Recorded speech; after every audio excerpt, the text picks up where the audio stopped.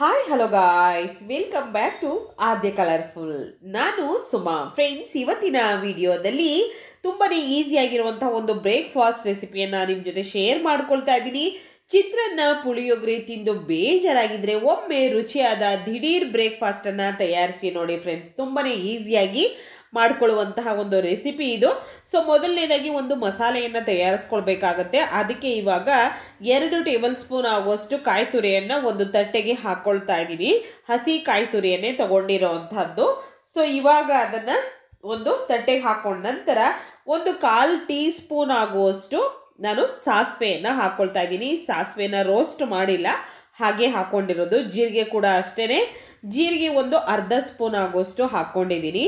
So ಇಷ್ಟನ್ನು ಹಾಕಿದ ನಂತರ ಇಲ್ಲಿ ಖಾರಕ್ಕೆ ಅನುಗುಣವಾಗಿ ನಾನು ಒಣಮೆಣಸಿನ್ಕಾಯಿನ ಸೇರಿಸ್ಕೊಳ್ತಾ ಇದ್ದೀನಿ. ಬೇಕು ಅಂದರೆ ನೀವು ಹಸಿರು ಮೆಣಸಿನ್ಕಾಯಿನೂ ಕೂಡ ಹಾಕ್ಕೊಳ್ಬೋದು.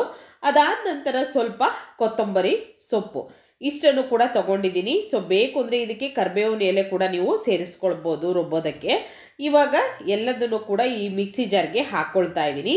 ಹಾಕಿದ ನಂತರ ಇದನ್ನು ನಾವು ನುಣ್ಣಗೆ ಅಂದರೆ ಸ್ವಲ್ಪ ತರಿಯಾಗಿ ರುಬ್ಕೊಂಬರ್ಬೇಕು. ತೀರಾ ನುಣ್ಣಗೇನು ಬೇಡ, ಸ್ವಲ್ಪ ತರಿ ಇರಲಿ, ನಮಗೆ ಆ ರೀತಿಯಾಗಿ ಗ್ರೈಂಡ್ ಮಾಡ್ಕೊಂಡು ಬರಬೇಕಾಗತ್ತೆ. ಫಸ್ಟಿಗೆ ಹಾಗೆ ಒಂದು ಸಲ ಗ್ರೈಂಡ್ ಮಾಡಿ ಅದಾದ ನಂತರ ಸ್ವಲ್ಪ ನೀರನ್ನು ಹಾಕ್ಕೊಂಡು ನಾವು ರುಬ್ಕೊಂಬರ್ಬೇಕಾಗತ್ತೆ. ಓಕೆ. ಸೊ ಫ್ರೆಂಡ್ಸ್, ನೀವ್ಯಾರು ಫಸ್ಟ್ ಟೈಮ್ ನನ್ನ ಚಾನಲ್ಗೆ ವಿಸಿಟ್ ಮಾಡಿದರೆ ಪ್ಲೀಸ್ ನನ್ನ ಚಾನಲ್ನ ಸಬ್ಸ್ಕ್ರೈಬ್ ಮಾಡ್ಕೊಳ್ಳಿ, ಹಾಗೆ ಲೈಕ್ ಮಾಡಿ ಮತ್ತು ಹೆಚ್ಚೆಚ್ಚು ಶೇರ್ ಮಾಡಿ ಫ್ರೆಂಡ್ಸ್. ನೋಡಿದ್ರಲ್ಲ, ಈ ರೀತಿಯಾಗಿ ನಾನು ರುಬ್ಕೊಂಬಂದಿದ್ದೀನಿ. ಫಸ್ಟಿಗೆ ಸ್ವಲ್ಪ ನೀರನ್ನು ಹಾಕ್ಕೊಂಡು ಗ್ರೈಂಡ್ ಮಾಡ್ಕೊಂಡಿದ್ರೆ ಸಾಕು. ನಮಗೆ ಯಾವ ರೀತಿ ಬೇಕೋ ಆ ರೀತಿಯಾಗಿ, ಒಳಕಲ್ಲಲ್ಲಿ ರುಬ್ಬಿದಾಗ ಯಾವ ರೀತಿ ಚಟ್ನಿ ಬರುತ್ತಲ್ವ ಆ ರೀತಿಯಾಗಿದ್ದರೆ ಸಾಕು. ತೀರಾ ನುಣ್ಣಗೆ ನಮಗೆ ಬೇಡ. ಓಕೆ. ಸೊ ಇವಾಗ ಒಂದು ಪ್ಯಾನ್ ತಗೊಳ್ಳೋಣ. ಇದಕ್ಕೆ ಒಂದು 2 ಟೇಬಲ್ ಸ್ಪೂನ್ ಆಗುವಷ್ಟು ಎಣ್ಣೆಯನ್ನು ಸೇರಿಸ್ಕೊಳ್ತಾ ಇದ್ದೀನಿ. ಸೊ ಎಣ್ಣೆಯನ್ನು ಹಾಕ್ಕೊಳ್ಳೋಣ. ಎಣ್ಣೆ ಅಥವಾ ತುಪ್ಪ ಬೇಕು ಅಂದರೆ ತುಪ್ಪ ಕೂಡ ನೀವು ಹಾಕ್ಕೊಳ್ಬೋದು. ಒಂದು 2 ಟೇಬಲ್ ಸ್ಪೂನ್ ಆಗುವಷ್ಟು. ಅದಾದ ನಂತರ ಎಣ್ಣೆ ಬಿಸಿ ಆಗಲಿ. ಅದಾದ ನಂತರ ಇವಾಗ ಕಡಲೆ ಬೀಜವನ್ನು ಸೇರಿಸ್ಕೊಳ್ತಾ ಇದ್ದೀನಿ. ಒಂದು 2 ಸ್ಪೂನ್ ಆಗುವಷ್ಟು ಕಡಲೆ ಬೀಜವನ್ನು ಹಾಕ್ಕೊಂಡಿದ್ದೀನಿ. ಸೊ ನಿಮಗೆ ಜಾಸ್ತಿ ಬೇಕು ಅಂದರೆ ಜಾಸ್ತಿ ಹಾಕ್ಕೊಳ್ಳಿ, ಏನೂ ತೊಂದರೆ ಇಲ್ಲ. ಕಡಲೆ ಬೀಜವನ್ನು ಎಣ್ಣೆಯಲ್ಲಿ ನಾವು ಫ್ರೈ ಮಾಡ್ಕೋಬೇಕಾಗುತ್ತೆ. ಸೊ ಸ್ವಲ್ಪ ಇದು ಫ್ರೈ ಆಗಲಿ. ಅದಾದ ನಂತರ ಇದಕ್ಕೆ ನಾವು ಕಡಲೆಬೇಳೆಯನ್ನು ಕೂಡ ಸೇರಿಸ್ಕೊಳ್ಳೋಣ. ಇದಕ್ಕೆ ಜೊತೆಯಾಗಿ ನೋಡಿ, 1 ಸ್ಪೂನ್ ಆಗುವಷ್ಟು ಕಡಲೆಬೇಳೆ. ಸೊ 2 ಸ್ಪೂನ್ ಆಗುವಷ್ಟು ಕಡಲೆ ಬೀಜ, 1 ಸ್ಪೂನ್ ಆಗುವಷ್ಟು ಕಡಲೆಬೇಳೆ, ಮತ್ತೊಂದು ಸ್ಪೂನ್ ಆಗುವಷ್ಟು ಉದ್ದಿನ ಬೇಳೆ. ಉದ್ದಿನ ಕಾಳಿದ್ರೂ ಕೂಡ ಹಾಕ್ಕೊಳ್ಬೋದು. ಉದ್ದಿನ ಬೇಳೆಯನ್ನು ಸೇರಿಸ್ಕೊಳ್ತಾ ಇದ್ದೀನಿ.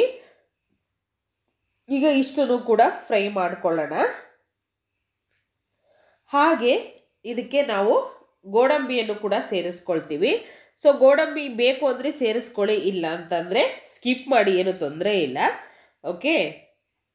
ಈಗ ಇಷ್ಟನ್ನು ಕೂಡ ನಾನು ಚೆನ್ನಾಗಿ ಸ್ವಲ್ಪ ಕಲರ್ ಎಲ್ಲ ಚೇಂಜ್ ಆಗಲಿ ಕಡಲೆ ಬೀಜ, ಅಲ್ಲಿವರೆಗೂ ಇದನ್ನು ನಾವು ಫ್ರೈ ಮಾಡ್ಕೋಬೇಕಾಗತ್ತೆ. ಸೊ ನಾನು ಗೋಡಂಬಿಯನ್ನು ಕೂಡ ಹಾಕ್ಕೊಳ್ತೀನಿ. ಈ ರೀತಿಯಾಗಿ ನಾವು ಆಗಿದೆ ಈಗ. ಸೊ ಇದನ್ನು ನಿಧಾನವಾಗಿ ನಾವು ಒಂದು ತಟ್ಟೆಗೆ ತೆಗೆದಿಟ್ಕೊಳ್ಳೋಣ. ಕಡಲೆ ಬೀಜ ಮತ್ತು ಕಡಲೆಬೇಳೆ ಸ್ವಲ್ಪ ತಗೊಳ್ತೀನಿ, ಕಡಲೆ ಬೀಜ ಪೂರ್ತಿಯಾಗಿ ತಗೊಳ್ತೀನಿ ಫ್ರೆಂಡ್ಸ್. ಓಕೆ. ಸೊ ಇಲ್ಲ ಹೀಗೆ ಡೈರೆಕ್ಟಾಗಿ ಎಲ್ಲದನ್ನು ಕೂಡ ನಾವು ಮಾಡ್ಕೊಳ್ತೀವಿ ಅಂದರೆ ನಮಗೆ ಕ್ರಿಸ್ಪಿಯಾಗಿ ಕಡಲೆ ಬೀಜ ಇರೋದಿಲ್ಲ. ಅದಕ್ಕೋಸ್ಕರ ಸ್ವಲ್ಪ ಕ್ರಿಸ್ಪಿ ತಿನ್ನಬೇಕಾದ್ರೆ ನಮಗೆ ಅದು ಬಾಯಲ್ಲಿ ಸಿಗ್ತಾಯಿದ್ರೆ ಒಂದು ಒಳ್ಳೆ ಟೇಸ್ಟ್ ಇರುತ್ತೆ. ಸೊ ಅದಕ್ಕೋಸ್ಕರ ಮೆತ್ತಗಾಗೋದಿಲ್ಲ ಅಂತ ಹೇಳಿ ಕಡಲೆ ಬೀಜವನ್ನು ತೆಗೆದಿಟ್ಕೊಂಡಿದ್ದೀನಿ. ಅದಾದ ನಂತರ ಇದಕ್ಕೆ ಸಾಸಿವೆನ ಹಾಕ್ಕೊಳ್ತಾ ಇದ್ದೀನಿ. ಸಾಸಿವೆ ಸ್ವಲ್ಪ ಸಿಡಿದ ನಂತರ ಇವಾಗ ನಾವು ಇದಕ್ಕೆ ಕರಿಬೇವಿನ ಎಲೆಯನ್ನು ಸೇರಿಸ್ಕೊಳ್ಳೋಣ. ಹಾಗೆ ಹಸಿರು ಮೆಣಸಿನಕಾಯಿ, 2 ಹಸಿರು ಮೆಣಸಿನಕಾಯಿನ ನಾನು ಸಣ್ಣದಾಗಿ ಕಟ್ ಮಾಡಿ ಹಾಕ್ಕೊಂಡಿದ್ದೀನಿ, ಉದ್ದವಾಗಿ ನೋಡ್ಬೋದು ಇಲ್ಲಿ. ಹಾಗೆ ಒಂದು 2 ಒಣಮೆಣಸಿನಕಾಯಿ ಇಷ್ಟನ್ನು ಕೂಡ ಹಾಕ್ಕೊಂಡಿದ್ದೀನಿ. ಹಾಕಿದ ನಂತರ ಒಂದು ಸಲ ಚೆನ್ನಾಗಿ ಮಿಕ್ಸ್ ಮಾಡ್ಕೊಳ್ಳೋಣ.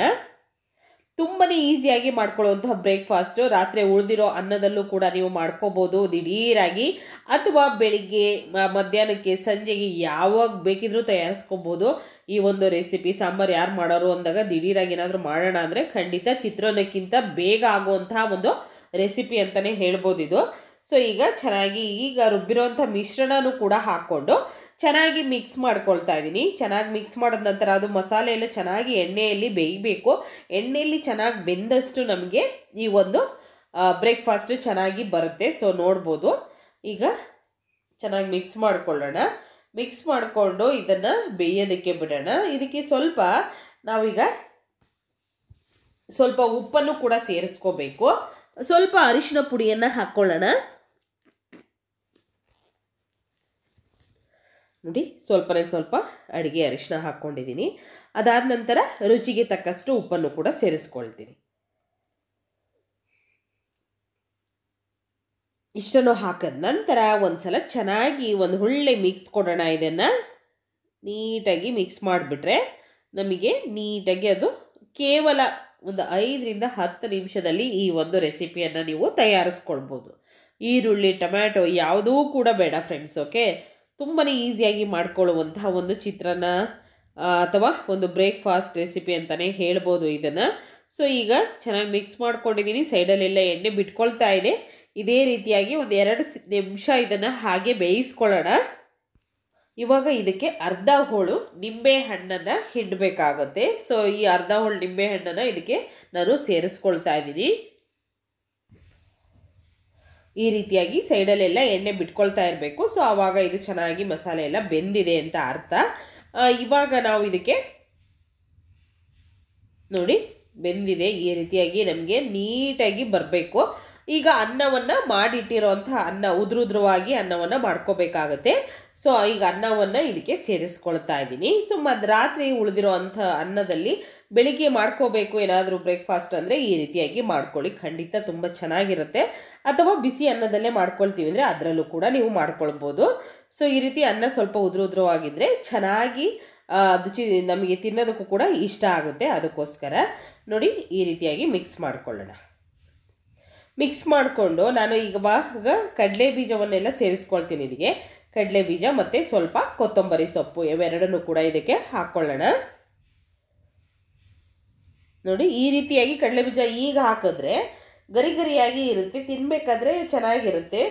ಫಸ್ಟೇ ಹಾಕೋದ್ರಿಂದ ಏನಾಗುತ್ತೆ ಅಂದರೆ ಕಡಲೆ ಬೀಜ ಎಲ್ಲ ಮೆತ್ತಗಾಗುತ್ತೆ. ಅದಕ್ಕೋಸ್ಕರ ಅದಾದ ನಂತರ ಇವಾಗ ನಿಮಗೆಲ್ಲ ಕಲರ್ ಜಾಸ್ತಿ ಬೇಕು ಅನ್ನೋದಾದರೆ ನೀವು ಇನ್ನೂ 1-2 ಹಸಿರು ಒಣಮೆಣಸಿನ್ಕಾಯಿನ ಹಾಕ್ಕೊಳ್ಬೋದು, ಅಥವಾ ಅರಿಶಿನ ಕೂಡ ಸ್ವಲ್ಪ ಜಾಸ್ತಿ ಹಾಕ್ಕೊಳ್ಬೋದು. ಸೊ ನಾನು ಕಲರ್ ಏನು ಬೇಡ, ಪರ್ಫೆಕ್ಟಾಗಿರಲಿ ಅನ್ನೋದಕ್ಕೋಸ್ಕರ ಈ ರೀತಿಯಾಗಿ ಮಾಡ್ಕೊಂಡಿದ್ದೀನಿ.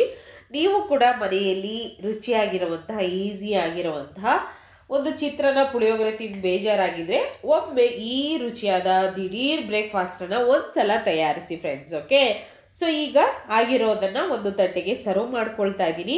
ಸೊ ನೀವು ಮನೆಯಲ್ಲಿ ತಯಾರಿಸಿ ಹೇಗೆ ಬಂತು ಅಂತ ತಪ್ಪದೇ ಕಾಮೆಂಟ್ ಸೆಕ್ಷನಲ್ಲಿ ತಿಳಿಸ್ತೀರಾ ಅಂತ ನಾನು ಭಾವಿಸ್ತೀನಿ. ಇವತ್ತಿನ ವಿಡಿಯೋ ಸ್ವಲ್ಪನಾದರೂ ಇಷ್ಟ ಆಗಿದೆ ಚಾನಲ್ನ ಸಬ್ಸ್ಕ್ರೈಬ್ ಮಾಡ್ಕೊಳ್ಳಿ ಫ್ರೆಂಡ್ಸ್, ಲೈಕ್ ಮಾಡಿ ಮತ್ತು ಹೆಚ್ಚೆಚ್ಚು ಶೇರ್ ಮಾಡೋದಂತೂ ಮರಿಬೇಡಿ. ಓಕೆ, ಸೊ ಈ ಬ್ರೇಕ್ಫಾಸ್ಟ್ ರೆಸಿಪಿಯನ್ನು ತಯಾರಿಸಿ ತಿಳಿಸಿ. ಓಕೆ, ಇವತ್ತಿನ ಈ ವಿಡಿಯೋನ ಇಲ್ಲಿಗೆ ಮುಗಿಸ್ತಾ ಇದ್ದೀನಿ. ಮತ್ತೆ ಇನ್ನೊಂದು ಹೊಸ ವಿಡಿಯೋ ಜೊತೆ ಬರ್ತೀನಿ. ಅಲ್ಲಿವರೆಗೂ take care, bye, see you.